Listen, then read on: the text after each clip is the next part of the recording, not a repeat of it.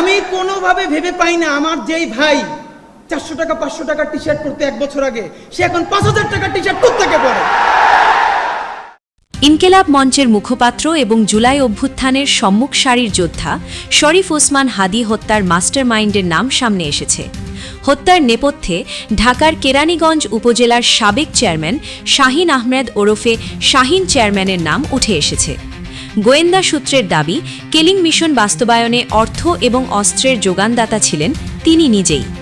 এছাড়া চাঞ্চল্যকর এ হত্যাকাণ্ডে শাহিন চেয়ারম্যানের সহযোগী হিসাবে আরও কয়েকজনের যোগসূত্রতা জানতে পেরেছেন তদন্ত সংশ্লিষ্টরা, যাদের কয়েকজন নিষিদ্ধ ঘোষিত ছাত্রলীগ নেতা। যুগান্তরকে এমন তথ্য নিশ্চিত করেছে গোয়েন্দা সংস্থার দায়িত্বশীল একটি সূত্র জানায়, শাহিন চেয়ারম্যান ছাড়াও হত্যাকাণ্ডের সঙ্গে জড়িত সন্দেহে গোপালগঞ্জ জেলা ছাত্রলীগের সাবেক সভাপতি আব্দুল হামিদকে হন্যে হয়ে খুঁজছে পুলিশ। প্রাপ্ত তথ্য অনুযায়ী হাদির ওপর হামলার পর ঘাতকদের ঢাকা থেকে সীমান্ত পর্যন্ত পালিয়ে যেতে সহায়তা করেন এই হামিদ। জুলাই বিপ্লবে শরীফ ওসমান হাদির ভূমিকা এবং গত বছর 5ই আগস্টের পর থেকে তার বিভিন্ন বক্তব্য এবং সামগ্রিক কর্মকাণ্ডে ফ্যাসিস্ট আওয়ামী লীগ চরম ক্ষুব্ধ ছিল। দলটি হাদিকে আওয়ামী লীগ এবং তাদের দোসরদের জন্য বড় বিপদ হিসাবে চিহ্নিত করে।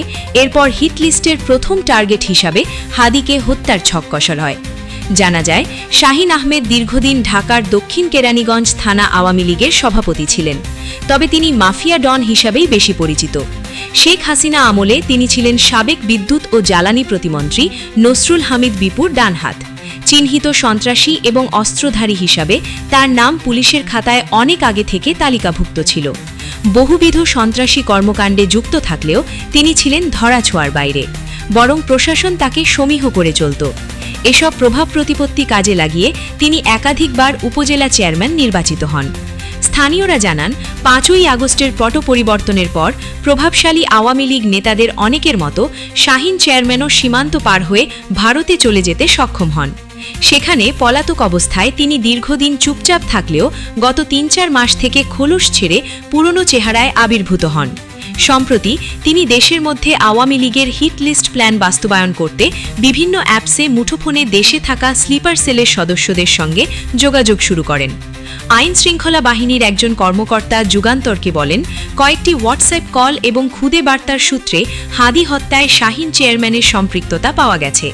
ঘটনার আগে ও পরে কিলারদের সঙ্গে পলাতক ছাত্রলীগ নেতা হামিদের একাধিকবার যোগাযোগ করার প্রমাণও মিলেছে। এছাড়া ভারতে পলাতক থাকা আরও কয়েকটি অ্যাপস ব্যবহার করে ঢাকায় জড়ো স্লিপার সেলের সদস্যদের কাজ সমন্বয় করছে, যাদের অনেকে এখন আইন শৃঙ্খলা বাহিনীর নজরদারির মধ্যে চলে এসেছে।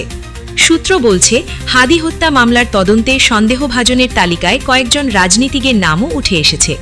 এ বিষয়ে আরও তথ্য উদ্ধারের চেষ্টা চলছে। এজন্য গ্রেপ্তারকৃত আসামিদের তদন্ত সংশ্লিষ্ট কর্মকর্তা এবং গোয়েন্দা সংস্থার টিম সহ যৌথভাবে জিজ্ঞাসাবাদ করা হচ্ছে।